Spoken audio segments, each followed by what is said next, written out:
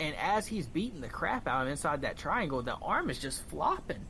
And the ref is doing nothing, who is also a jiu-jitsu black belt. It was disgusting, man. Some of the worst reffing I've seen in a hot minute. And it was only a 2-minute fight. That sucks. Do you know? I wonder if it will show me who the ref was. Hold on. I'm curious. He was apparently a local guy. I watched the post-fight press conference, and they said he was a local guy there in Arizona who somehow just gets assigned the big cards when they come to Arizona. And pretty much every fight that he has, something crazy happens. Al Guinea. I'm looking him up. I want to know about this.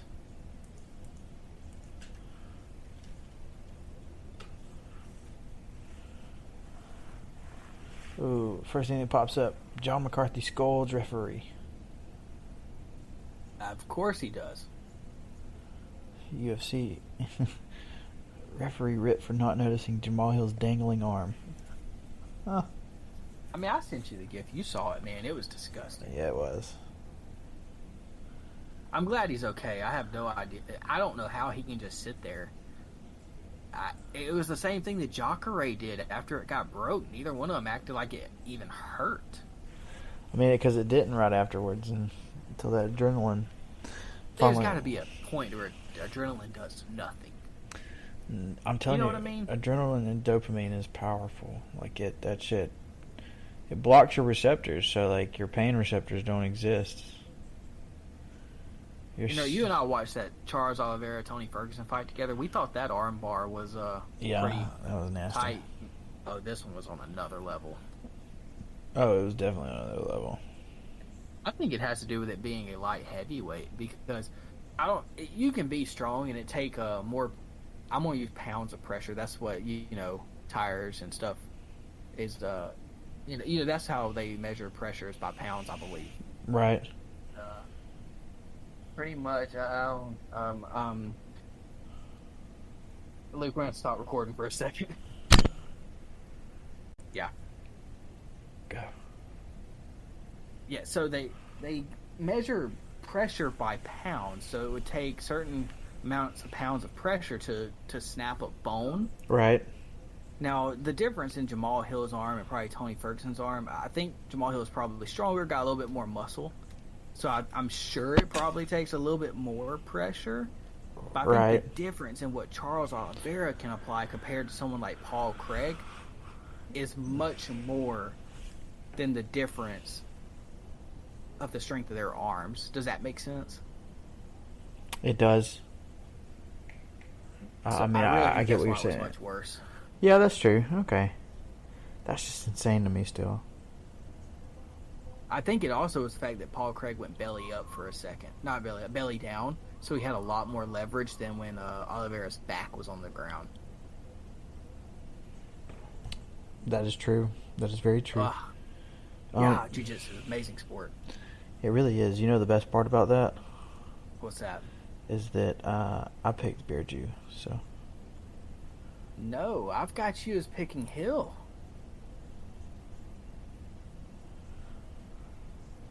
I guess so. I guess I did. Oh, well. All right. Come on. Oh, damn. I really did lose a lot. Oh, this sucks. All right. Yeah, look, man. I played catch-up on this card. And don't get me wrong. You got the next one. Bilal Muhammad and Damian Maia. I was kind of bored by that fight, if you want me to be honest with you. It was a pretty boring fight, but it was a good fight for Muhammad because, he beat Damian Maia, which is a huge win at the 170. It's what he had to do to win. Yeah, he put together a full fight, so, it helps his resume, and, now he's got to get back to his, knocking some people out. So it was a good win for him. It's going to bump him up a lot higher than, I think a lot of people realize. Because, Bilal Muhammad's already been like that the last year. It's like one of these guys that came out of the woodwork almost. Been around, but came out of the woodwork at the same time. Yeah, it kind of just took off and put some wins together.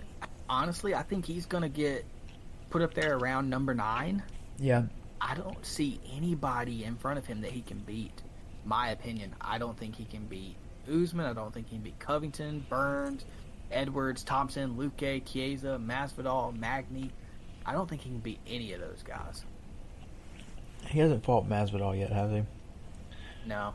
That might be an interesting matchup, but I don't know. I was thinking Masvidal and Nate Diaz. I don't know. After Nate Diaz losing, well, we can kind of transition now because I think we're done talking about the Muhammad fight. But there's nothing to talk about. After Diaz losing this, I don't know. Like, the money's there. Like, it was a great fight. I love the dude. Like, absolutely love the dude. You know, but damn, like, high profile guys are going to stop fighting him, and then the money's not going to be there. Like, you know, I don't know. I think, yeah. Like, I get what you're saying. What does a Masvidal Diaz fight do? What good does that do? You know what? You're right. Nothing. I think we'd get a little bit more if it was Masvidal Nick Diaz, because all that is playing into a storyline, not really for rankings. I mean, don't get me wrong. I'd love to see the two fight. I'd love to see Nate Diaz, not Masvidal fight. But, like, for Masvidal's sake, why would he want to fight an unranked fighter who is coming off another loss? You know, who basically gets busted up real easy if you just touch him. I mean, look, we're on fight number, 5, where he's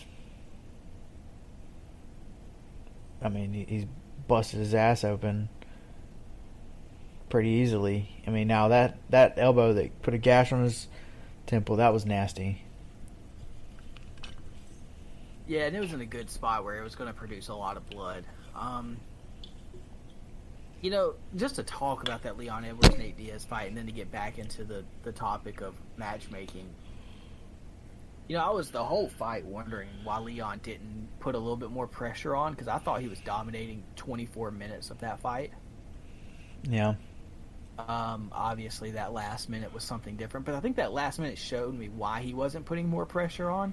I was thinking, I don't know how many people actually thought Nate Diaz was going to beat Leon Edwards and be competitive with him, other than what could have happened there at the end. That was the only way Nate Diaz was going to win, was to win a shot and finish it. Otherwise, he wasn't going to win. I really was hoping if Leon Edwards wants a title shot, he was going to have to come out and make a huge statement, which I don't think he did. He had a success in, I think, the second round, which is what caused Nate Diaz to get opened up. After that, though, there's not much that he really did other than kicking him in the legs and landing, I guess to Nate Diaz, considered softer punches.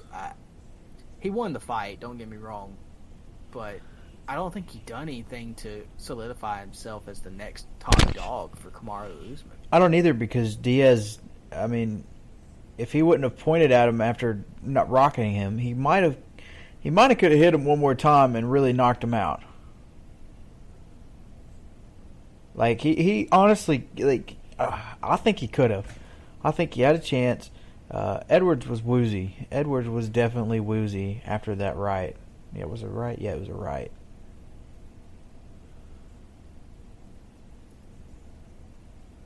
You're getting silent on me. Yeah, I'm thinking about the next matchups. I really didn't think that performance did anything for Leon. There was nothing spectacular about it, other than that second round where he opened him up. But other than that, what do you remember from the fight, other than him getting hurt? I don't. I really don't. Like, I'll be honest with you. I remember him kind of lollygagging around. You know, I remember the couple of elbows. You know, they had some good ground. You know, they both got each other's back a couple of times, if I recall correctly, which was good to see. But nothing in that, honestly, nothing that Diaz did stood completely out to me. I mean, sorry, not Diaz, Edwards. Yeah, I'm with you. And I think you're right. Nate Diaz, Nate Masvidal, there's nothing there. Not Nate Masvidal, George Masvidal. I think Masvidal has now lost to the champion twice. He's not going anywhere near the belt, so putting him with contenders is not going to help anything, in my opinion. Right. I think Masvidal and Nick Diaz is a good one to make. I think Nick Diaz wants to come back, and on that card, I would love to see a co-main event: Nate Diaz versus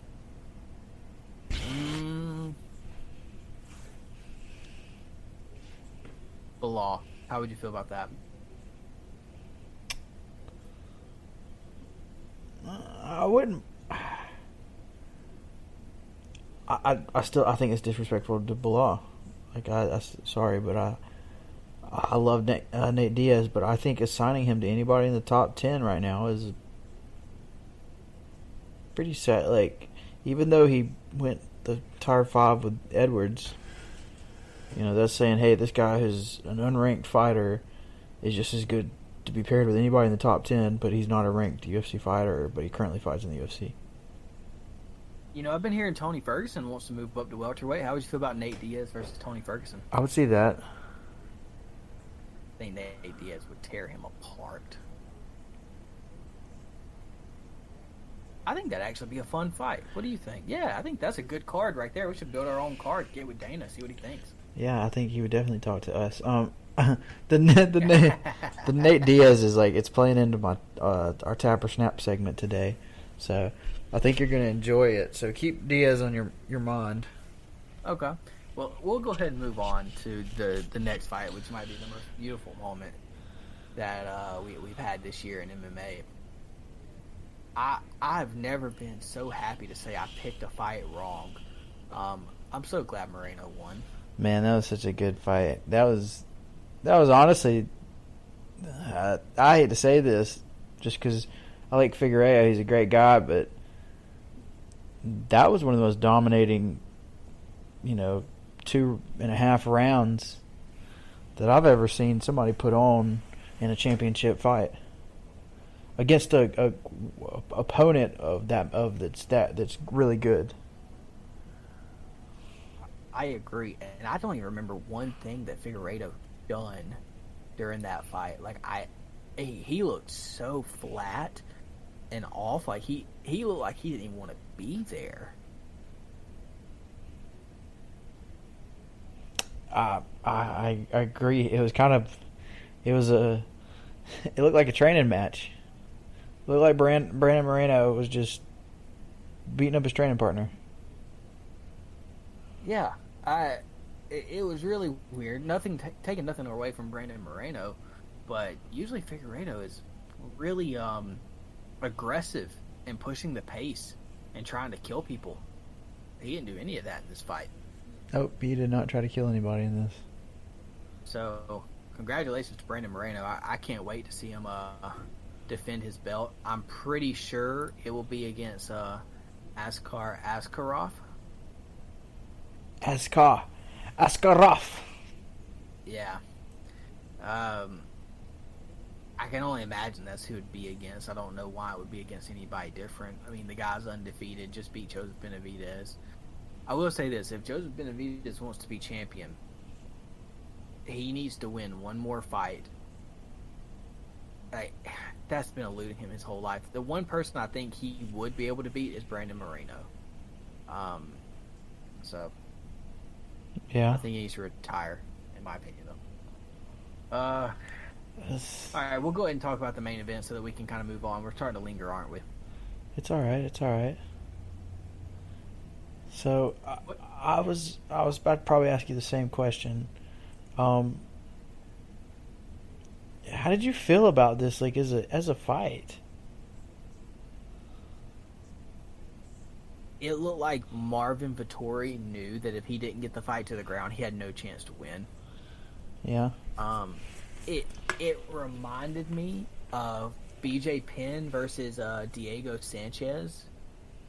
Without the BJ Penn was a lot more dominant in that fight. Don't get me wrong, Israel dominated this, but BJ Penn was a lot more dominant with Diego Sanchez just basically going for takedowns the entire time and could never take him down. Even though Marvin Vettori got Israel down a few times, that's what it reminded me of.